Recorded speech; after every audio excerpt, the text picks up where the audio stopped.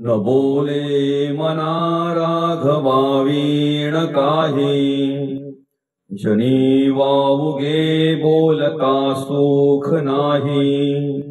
घडीने घडी काळ आयुष्य नेतो, देहांती तुला कोण सोडू पाहतो।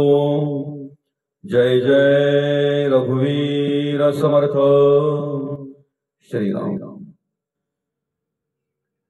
मागच्या श्लोकामध्ये शेवटी समर्थांनी सांगितलं त्या श्रीराम प्रभूंकडे किती सामर्थ्य आहे, किती बळ आहे, आणि त्या सामर्थ्याची ओळख करून देत असताना, त्या बळाची ओळख करून देत असताना समर्थ म्हणतात, जगी उद्धरी नाथ लोकत्रयाचा। त्या भगवंताच्या नामस्मरणामध्ये जर एवढं सामर्थ्य आहे, आपला उद्धार करण्याचं सामर्थ्य जर देवाच्या नामस्मरणामध्ये आहे, तर आम्ही अखंड काय केलं पाहिजे? त्या देवाचं स्तवन केलं पाहिजे, त्या देवाचं चिंतन केलं पाहिजे, स्तुती करावी भगवंताची, व्यर्थ करू नये नराची। नाशिवंत गोष्टीची स्तुती करण्यापेक्षा, नश्वर गोष्टींची स्तुती करण्यापेक्षा, जे याच्या आधी आपलं नव्हतं, आजही आपलं नाही, हाय तो भ्रम आहे, आणि याच्या नंतरही नसणार आहे, त्याची स्तुती करण्यापेक्षा, त्याचं स्तवन करण्यापेक्षा अखंड जर बोलायचंच आहे ना, खूप बोलावं असं वाटतंय ना ज्या वेळेला माणसाला, त्या वेळेला माणसाने काय बोलावं, कोणाचं स्तवन करावं, याची ओळख पहिल्या चरणामध्ये या श्लोकातल्या समर्थ करून देतात। न बोले मना राघवा वीण काही, काय म्हणतात समर्थ? न बोले मना राघवा वीण काही। आम्हाला एक घाणेरडी सवय अशी असते की आमचा स्वार्थ साधण्यासाठी आम्ही माणसाची स्तुती करतो। तो माणूस कुठल्याही विचाराचा असू द्या, कुठल्याही कर्माचा असू द्या, कोणत्याही व्यसनाधीन असू द्या, कोणत्याही वासनेअधून असू द्या, जर त्याच्याकडे आमचं काम असेल ना, तर आम्ही त्याचं तोंड भरून कौतुक करतोय, आमचा स्वार्थ साधण्यासाठी फक्त। या ठिकाणी संत जाणीव करून देतात, ओळख करून देतात की आपण सतत त्या राघवाचंच का बोलायचं आहे, त्या देवाचंच का स्तवन करायचंय, नामस्मरण करायचंय, कारण प्रत्येक काळ, प्रत्येक वेळ आपल्याला सार्थकी लावायची आहे। प्रत्येक वेळ, क्षण ना क्षण त्या देवाच्या चरणाशी आपल्याला अर्पण करायची आहे। आपल्या आयुष्यातला एक क्षणही आपल्याला फुकट घालवायचा नाहीये, आणि खऱ्या अर्थाने जर आपल्या आयुष्यातला एकही क्षण जर आपल्याला फुकट घालवायचा नसेल, तर त्यासाठी आपण अखंड ते देवाचं कार्य करायला हवं, देवाचं नामस्मरण करायला हवं। राघवा वीण काही बोलताच कामा नये। संतांचा जर आम्ही विचार केला तर संतांना जेव्हा जेव्हा बोलायचं झालं तेव्हा पांडुरंग परमात्म्याचंच स्तवन केलेलं आहे, चांगले विचार देण्याचं काम केलेलं आहे, चांगलं शिकवण देण्याचं काम केलेलं आहे, चांगल्या प्रकारचं मार्गदर्शन करण्याचं काम केलेलं आहे। राघवा वीण वायफल बडबड त्यांनी केलेली नाही, आणि म्हणून या ठिकाणी संत समर्थ आपल्याला उपदेश करतात, बोलतात, न बोले राघवे वीण काही।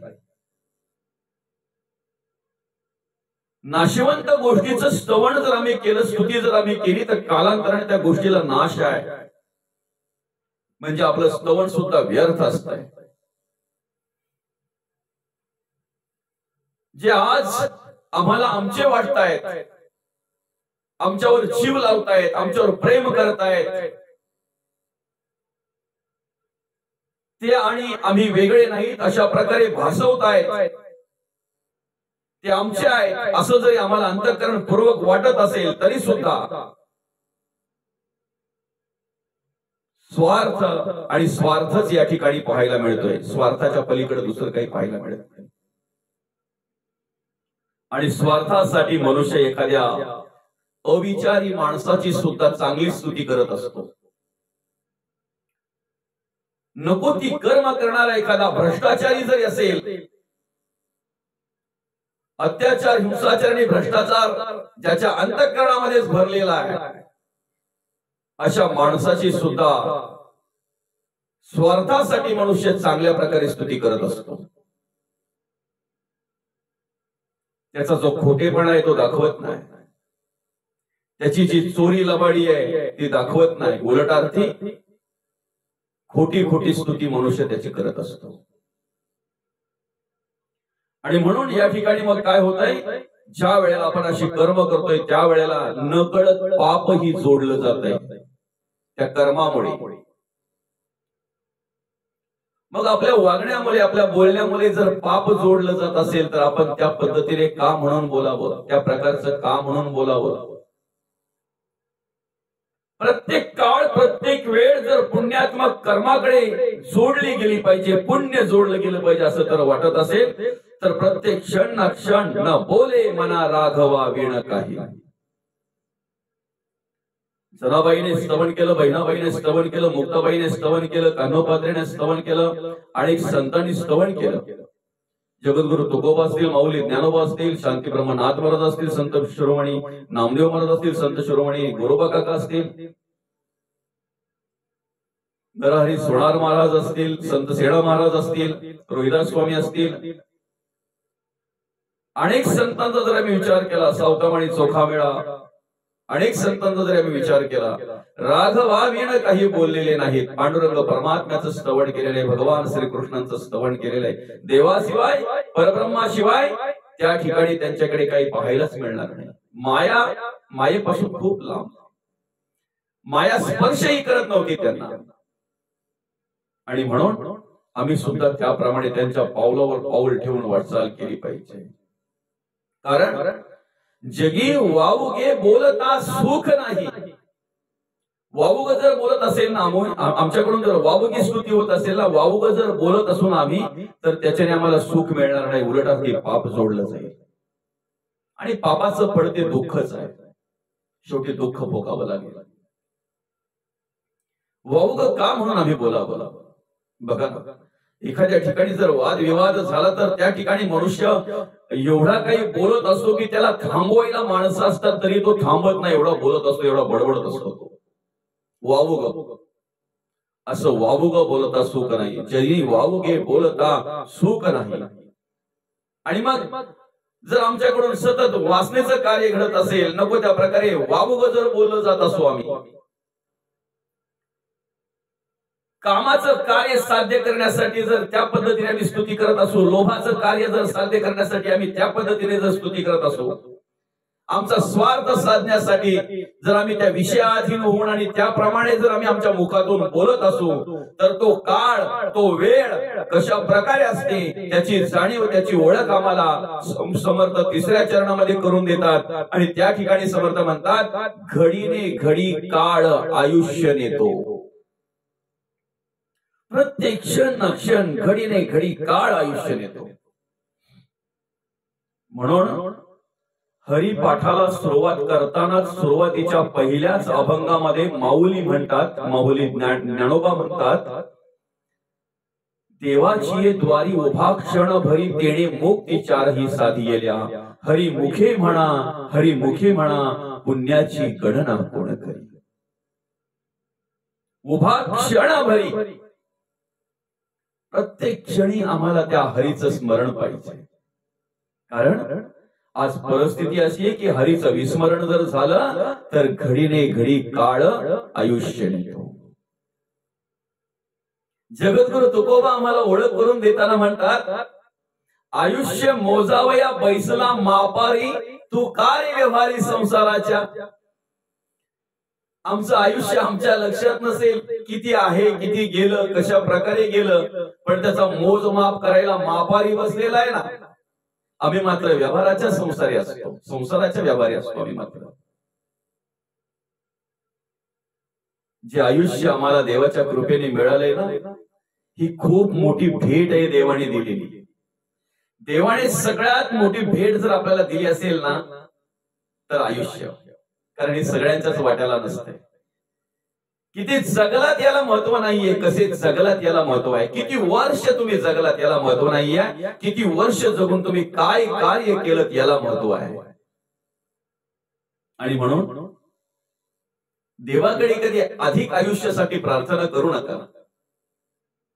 त्या श्रीराम प्रभूंकडे, त्या पांडुरंग परमात्म्याकडे जर प्रार्थना करायची झाली तर देवा, जे आयुष्य तुम्ही आम्हाला दिलेलं आहे ते आयुष्य शेवटच्या श्वासापर्यंत तुमचं स्मरण आम्हाला राहावं, ही मागणी देवाकडे करता आली पाहिजे. तुमचं कार्य, तुमचं देव कार्य शेवटच्या श्वासापर्यंत आमच्याकडून घडावं, ही मागणी, ही प्रार्थना देवाच्या चरणी आम्हाला करता आली पाहिजे. घडीने घडी काळ आयुष्य देतो. आम्ही सहज असे कितीतरी वेळ असं फुकट घालवतोय, आम्ही कितीतरी वेळ आमचा फुकट घालवतोय, आम्हाला कळत नाही. 40-43 वर्षे झाले असतील, 43वा वाढदिवस तो साजरा करतोय, पण त्याला माहिती नाहीये वाढदिवस आहेत का घड दिवस आहेत.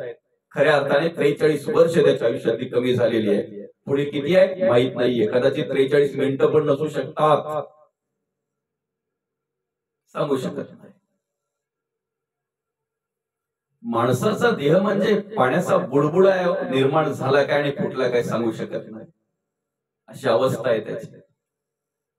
आणि म्हणून कित्येक काळ वेळ आम्ही फुकट घालवतोय, आम्हाला माहिती नाही, वर्षोनुवर्ष आम्ही फुकट घालवतोय. इथे क्षणाचा विचार या ठिकाणी दाखवलेला आहे, क्षणाचा विचार.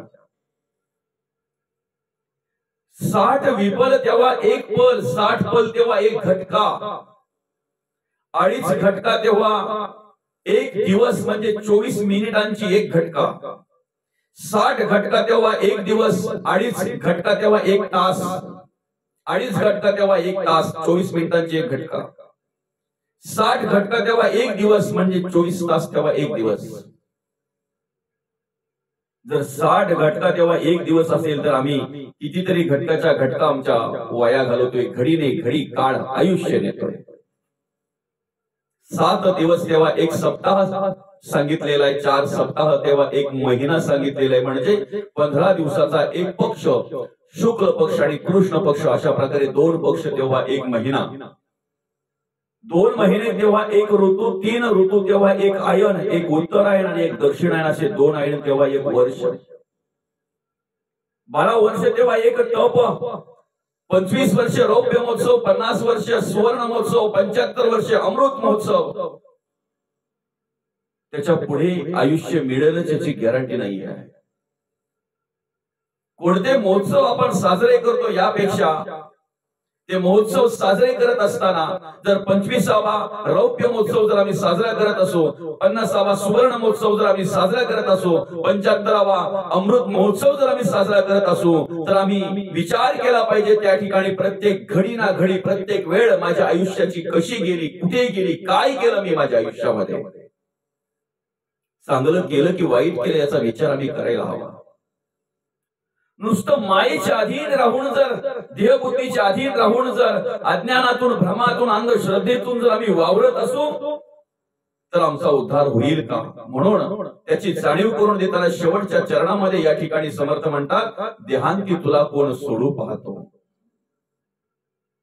अरे म्हणा, घडीने घडी काळ आयुष्य नेतो, देहांती तुला कोण सोडू पाहतो, कोण सोडू पाहतो याचं उत्तर जगद्गुरु तुकोबांनी दिलेलं आहे. एका अभंगामध्ये जगद्गुरु तुकोबा म्हणतात, नको नको मना गुंतू माया जाळी, काळ आला जवळी ग्रासावया, काळाची उडी पडेल बा जेव्हा, सोडविना तेव्हा माय बाप, सोडविना बंधू पाठीची बहीण, शेजीची कामीन दूर राहे, सोडविना राजा देशीचा चौधरी आणि सोयरी भली भली. मग कोण सोडवणार आपल्याला? ज्याने आईच्या गर्भातून तुम्हा आम्हाला सही सलामत सोडवले की नाही, तोच देव, तोच पांडुरंग परमात्मा, तोच रघुनाथ, तोच राघव, तेच श्रीराम प्रभू, तेच भगवान श्रीकृष्ण, तोच देव तुम्हा आम्हाला सोडवणार आहे. आणि त्या देवाची ओळख करून देत असताना जगद्गुरु तुकोबा म्हणतात, तुका म्हणे तुला सोडविना कोणी, एक चक्र पाणी वाचून या. आणि म्हणून जर तो चक्रपाणी आम्हाला वाचवणार आहे, सोडवणार आहे, त्याचाच जर अधिकार आहे सोडवण्याचा, तोच जर आम्हाला सोडवू शकतो, तर आम्ही काय केलं पाहिजे? न बोले मना राघवे विन काही. आम्ही राघवाशिवाय काही बोललो नाही पाहिजे. आम्ही त्याच स्तवन केलं पाहिजे. आम्ही त्या देवाचंच स्तवन केलं पाहिजे. आणि अखंड त्या देवाचंच स्तवन जर आम्ही केलं तर आम्हाला निश्चित सुख प्राप्त होईल. अन्यथा जर देवाचं जर स्तवन नाही केलं, एक आमच्या आयुष्यातून जर देव वजा केला, तर आमच्या आयुष्यामध्ये काय अवस्था निर्माण होते याची ओळख पुढच्या श्लोकामध्ये समर्थांनी करून दिलेली आहे. त्याचा विचार आपल्याला करायचा आहे, ते श्रवण आपल्याला करायचं आहे. जय जय रघुवीर समर्थ.